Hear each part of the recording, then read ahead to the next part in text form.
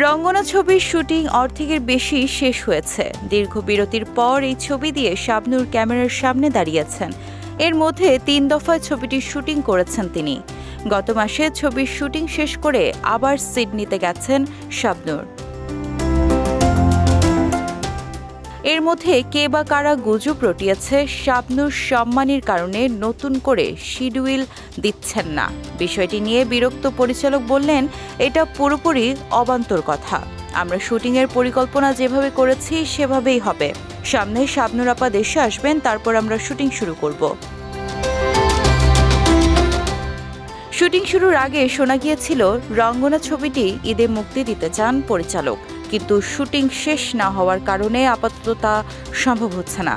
পরিচালক আরাফাত হোসাইন বলেন, আমাদের শুটিং বাকি আছে, তাই ঈদে মুক্তি দেওয়া সম্ভব হচ্ছে না।